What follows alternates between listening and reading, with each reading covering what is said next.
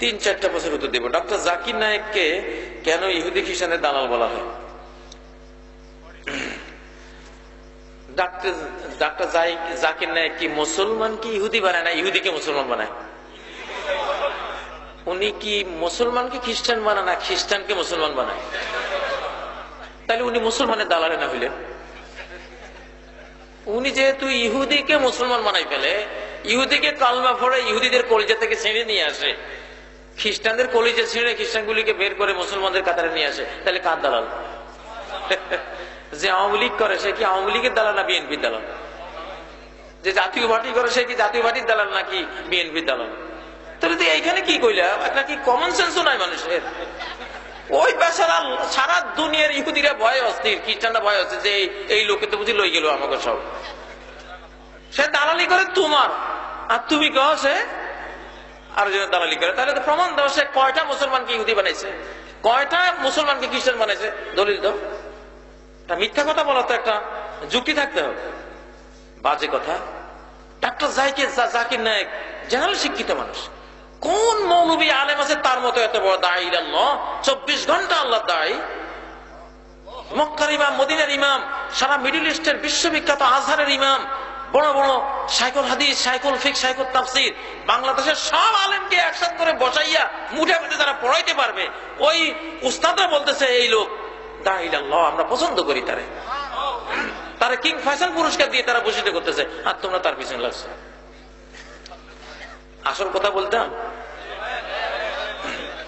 শয়তানের সাথে ইয়াহিয়া আলাইহিস সালামের সাথে দেখা, তালবিসি ইবলিসের মধ্যে আল্লামা ইবনুল জাওজি উল্লেখ করেছেন শয়তানের সাথে ইবলিসের দেখা। শয়তানের কাছে পোটলা 3টা। তো জিজ্ঞাসা করলে এগুলি কি? কয় একটা জুলুমের পোটলা, আর এটা হিংসার পোটলা, আর এটা হলো কৃপণতার পোটলা। তো যেটা জুলুমের পোটলা এটা আমি দেশে দেশে বিক্রি করি, যারা সরকার হয়, যে দেশে যারাই সরকার হয় ওরা তো কিছু জুলুম অত্যাচার করা লাগে, তো আমার এই পোটলা ওরা কিনে নেয়, কারণ জুলুমের যত নিয়ম পদ্ধতি সব এই পোটলার ভিতরে বলা আছে। এই পোটলা ওরা কিনে দেশে দেশে, সারা পৃথিবীর কত শত সরকার আছে, ওরা আমার থেকে এটা কিনে। আর এই যে কৃপণতার পোটলা, এটা ধনীরা কিনে আমার থেকে। যে যত বেশি টাকা পয়সা হয় তত বকিল হয়ে যায় আস্তে আস্তে। টাকা কম ছিল ওই সময় দান করতো, হাত লম্বা ছিল, টাকা বেশি হয়েছে এখন আর কেউ তারে খুঁজেই পায় না, মনে করবা যে আমার কৃপণতার পোটলা কিনছে। আর এই যে 3 নম্বর পোটলা নম্বর 3, যেটা হিংসার পোটলা, এইটা আলিম ওলামার কাছে বিক্রি করি। এইটা যেই দেখবা যে কোন আল্লাহর ধর্ম প্রচারক দাঈ আল্লাহর পিছনে আলেমরা লাগছে, বুঝবা যে নিশ্চয় আমার পোটলা বিক্রি হয়েছে ওদের মধ্যে। ওইটার গরমে, ওই হিংসার পোটলার উত্তাপে সারা দিন খালি লাফালাফি, আর ওই লোকের বিরুদ্ধে খালি হিংসা ছড়াবে। ঠিক এই জিনিসটা হচ্ছে বাংলাদেশ। জাকির নায়েক কি বাংলাদেশের মানুষ?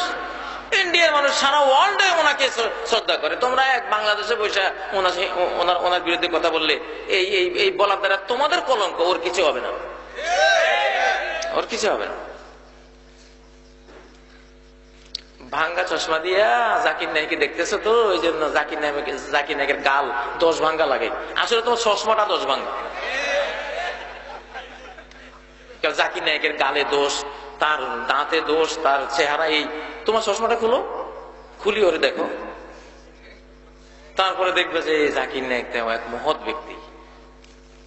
কোন কথা সে কোরআন ছাড়া হাদিস ছাড়া বলে, প্রত্যেকটা কথা আয়াত নাম্বার, হাদিস নাম্বার, রেফারেন্স, হিন্দুদের ধর্মগ্রন্থের পর্যন্ত সব রেফারেন্স নিয়ে আসে। এত বড় একজন দাঈ আল্লাহ, যেটা দোয়া করা উচিত। আমরা মুলবিরে যেটা পারলাম না, মাস্টার হয়ে যাচ্ছে বেশি তিনি পারলেন, ঠিক না?